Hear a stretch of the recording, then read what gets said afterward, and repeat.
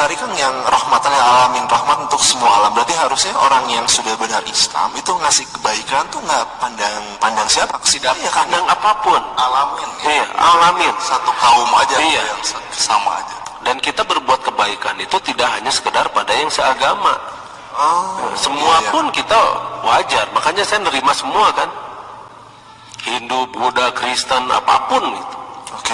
Ya kita bantulah. Kalau misalnya dia sakit, kita bantu gitu kan. Karena rahmatan lil alamin. Jadi berbuat baik kepada yang berbeda keyakinan itu juga dicontohkan. Ya lihat aja sekarang. Oh gitu. Ya sekarang begini. Kalau sekarang dilihat itu kayak yang tadi itu didoktrinkan kan seperti itu. Agar kita tidak bersatu, agar kita selalu terpecah belah. Makanya kita tidak begitu. Kita akan menjalankan perintah Sang Maha Pencipta itu dengan benar. Bukan perintah mereka-mereka itu gitu kan. Iya, harus diingat ya, itu perintah dari mana gitu. Iya, perintah dari Allah. Siapa itu kita membantu. Sang Maha Pencipta atau sesama manusia, jangan-jangan yang merintah gitu. Nah itu, karena sesama manusia itu ada kepentingan, makanya dia menebar kebencian. Kepentingan itu tuh ya, Lutfi ya. Kepentingan. Aduh. Selama orang itu masih marah-marah, tidak sesuai dengan ajarannya, kebenciannya itu diutamakan, itu berarti dia itu agama kepentingan. Agama itu kan aturan gawe manusia. Berarti kepentingan itu yang dinomorsatukan. Jadi mereka menggunakan agama untuk maksud tertentu gitu ya. Lihat saja sekarang. Jadi penganut agama tertentu dimanfaatkan. Lihat saja sekarang faktanya seperti apa. Memang seperti itu. Makanya ujung-ujungnya kan nanti kamu harus milih ini ya. Ke situ lagi. Nanti kamu harus milih situ ya. Nurut ke ama, nurut ke kiai, nurut ke ini gitu kan. Akhirnya kendalikan seperti itu. Padahal bukan begitu. Setiap pilihan kita itu pasti ada hisabnya. Iya. Tanggung jawaban setiap individu Kak, bukan tanggung jawab kelompok gitu. Nggak ada pertanyaan perkelompokan nanti di akhirat. Oh gitu ya? Nggak ada. kayak tugas aja kalau kerja kelompok. Aduh. Ya, makanya saya tanya dulu itu tanggung jawab individu apa kelompok gitu. Nggak ada. Yang ada itu pertanyaan pribadi kan. Jadi nanti diminta pertanggungjawaban tuh per orang gitu ya? Per orang. Kan dihisab semuanya. Makanya itu judgment day kan. Iya. Judgment day. Itu kesalahan seseorang ya orang itu tanggung jawab gitu ya, bukan kelompoknya. Iya. Karena seseorang tidak menanggung dosa orang lain kan. Begitu. Iya. Nah makanya kitalah yang harus waspada. Karena bagaimanapun juga selama ini kita memang diadu domba. Iya. Nah itu masalah adu domba ya. Nah kedua masalah brodela. Apa tuh Kang brodela? Bangsa raksasa. Oke. Nah orang bule kan maksudnya bangsa raksasa itu? Ya itu mah kan cerita Giant itu, Jack and the Giant Slayer itu mah. Bukan Kang ya? Bukan, itu cerita Jack and the Giant Slayer. Nah ini bukan cerita Jack and the Giant Slayer, tapi ini adalah cerita memang raksasa sebenarnya yang pernah hidup di planet bumi itu kan. Tentang bangsa brodela itu. Kan kita cerita tentang ini kan Anubis, Anunkra, brodela, Istrotef. Itu ada bukti keberadaannya kan atau dokumentasi keberadaannya? Kalau bukti keberadaan bangsa brodela sendiri banyak tengkorak-tengkorak itu banyak ditemukan. Dan sudah ada yang dipajang di museum juga sudah ada. Cuma orang-orang takut kan, terutama orang-orang yang berteori Darwin. Kaum Darwinisme itu takut karena manusia itu tidak berevolusi kan. Ketahuan teori mereka itu tidak berlaku ya. Ya contoh soal Gunung Padang saja. Soal Gunung Padang kan arkeolog senior yang tidak mau tesisnya itu rusak, mereka itu betul-betul melawan pendapat kita yang berdasarkan penelitian. Kalau nggak bisa dicabut itu Kang gelarnya. Iyalah. Mereka itu takut ketika Gunung Padang itu mulai diteliti bahwa ternyata masa lalu itu modern dan luar biasa.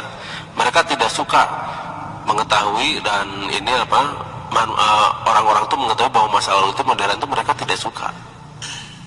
Ada apa ini gitu kan? Ya pada kepentingan lagi Kang. Jelas itu jelas.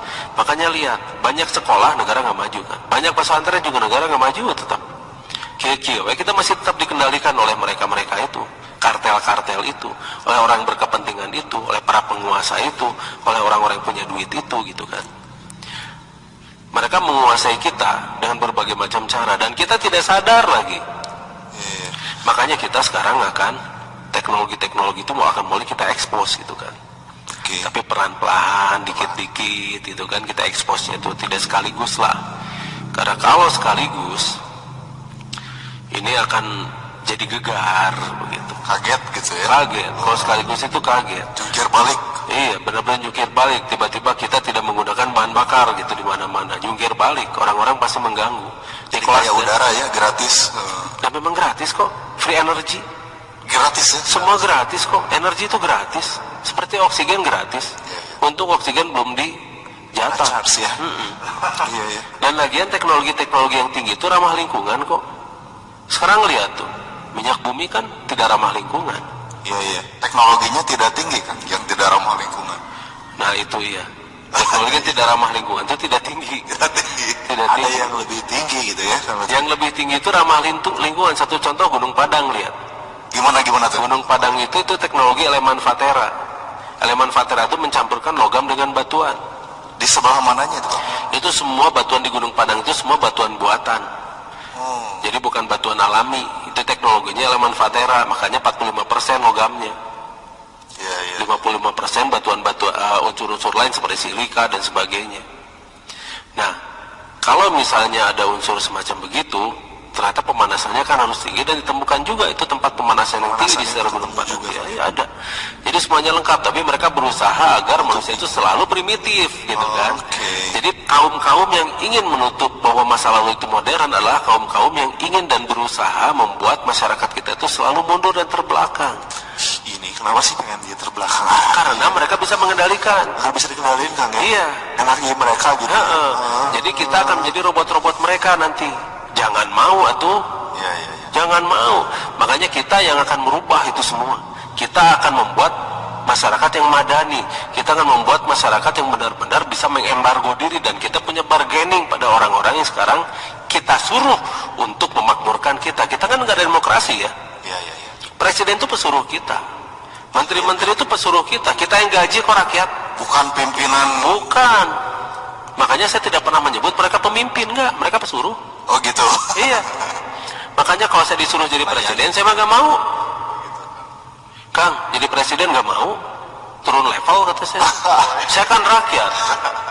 Kan negara ini negara demokrasi, negara yang dibentuk oleh kedaulatan rakyat. Rakyatlah yang berdaulat. Mereka tuh hanya kacung-kacung kita, kasarnya itu yang kita gaji untuk memakmurkan kita. Ini kelola negara nih, biar kita enak gitu loh. Oh, tapi sekarang kayak yang terbalik Kang ya. Ya itulah, gak nyadar ya. Gak nyadar ya. Dari definisi demokrasinya saja itu sudah jelas kekuasaan berada di tangan rakyat. Iya ya. Kitalah ulil amri minkumnya. Yang akan bilang tuh masuk akal, tapi kok kayaknya kebalikan sama kondisi sekarang gitu ya. Nah itu dia. Jadi kitalah yang seharusnya benar-benar sekarang sadar. Kalau begitu mah jangan disebut negara demokrasi atuh ya. Kita tuh sebut saja negara autokrasi atau negara presidensial. Berapa orang gitu Kang ya. Iya. Gitu, ya. Nah, kita sekarang dibalikan, paradigma ini dibalikan, semuanya dibalikan. Dan kita harus sadar bahwa negara ini adalah negara demokrasi. Negara yang berkedaulatan rakyat, bukan berkedaulatan presiden. Rakyat harus punya bargaining power dan Rakyat itu harus kuat itu. Rakyat itu harus benar-benar bisa memakmurkan dirinya sendiri, baru mereka itu punya bargaining. Baru mereka itu punya daya tawar. Sekarang rakyat tidak punya daya tawar. Kemudian kita bisa membuat sesuatu yang jauh lebih berharga daripada berdebat. Produktif Kang ya. Iya, produktif. Karena Islam tidak mengajarkan berdebat. Cara mengendalikan diri gimana Kang? Biasanya kan kalau ada yang menjelek-jelekan, reaksi yang normal saat ini mah tersinggung. Gampang. Jadi orang Islam aja. Ngelek-ngelek bukan Kang? Bukan. Gampang. Jadi Islam gimana? Gampang, jadi Islam aja. Jadi Islam aja. Jadi Islam aja. Kalau misalnya masih marah mah belum Islam dong. Oh, jadi berperilaku Islami. Nah, Islam itu kan aslamu. Islam itu kan selamat. Oh iya. Iya. Islam itu rahmatan lil alamin. Oh iya. Rahmat untuk seluruh alam semesta. Jadi kalau misalnya kita masih terpengaruh oleh orang-orang yang seharusnya kita benerin, jangan coba-coba ngebenerin orang dong. Gitu. Oh gitu. Iya. Karena kita harus punya pribadi yang kuat. Jadi ternyata pengakuan itu belum tentu sinkron dengan kelakuan gitu ya. Mesti kita lihat juga ya untuk yang mengaku-ngaku tertentu saya anu dilihat juga ya. Pengakuannya A, kelakuannya apa gitu. B, C, D, atau A juga gitu.